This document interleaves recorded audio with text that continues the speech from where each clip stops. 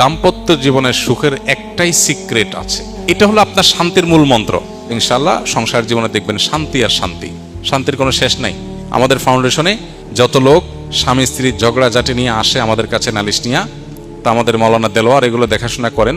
তো মৌলানা দেলোয়ার আজকে অনেক বছর, 5-6 বছর উনি আমাদের অফিসে এগুলো সামলান।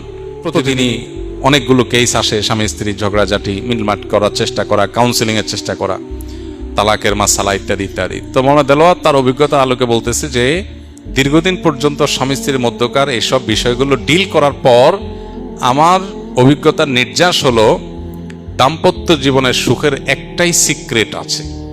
সেটা কি? যেই ঘরে স্বামী তার স্ত্রীর কথা মতো চলে সেখানে কোনো অশান্তি নেই।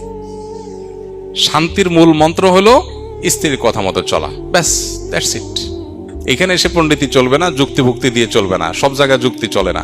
এখানে এসে একটু বেকুব সাজা, বোকাশোকা সাজা, সারা জগতে পণ্ডিত আপনি, কিন্তু এখানে এসে আপনি বোকা সাজলেন, বউ ঝাড়ি দিবে, ফেল ফেল করে চায় থাকবেন, বলবে বেকুব মানুষ, কিচ্ছু বুঝো না আপনি। হ্যাঁ তাই তো, এটা হলো আপনার শান্তির মূল মন্ত্র। আজ যদি বলে রে বেকুব কারে বললা তুমি, শত শত লোক চালাই আমি, তাইলে ধরা খাইছেন, তাইলে আপনার কপালে দুঃখ আছে। সব জায়গায় পণ্ডিতি করতে নেই। আবার বউয়ের কথা শোনার মানে এই না যে মায়ের সাথে ঝাড়ি দেওয়া, মায়ের সাথে আরো বিড়াল হয়ে থাকতে হবে। বউর কাছে যদি আপনি বিড়াল হন, মায়ের কাছে আরো বেশি বিড়াল হয়ে থাকতে হবে। এটা একরকম, এটাকে এনজয় করার মতো বিষয়, এটা মানসিকতার ব্যাপার।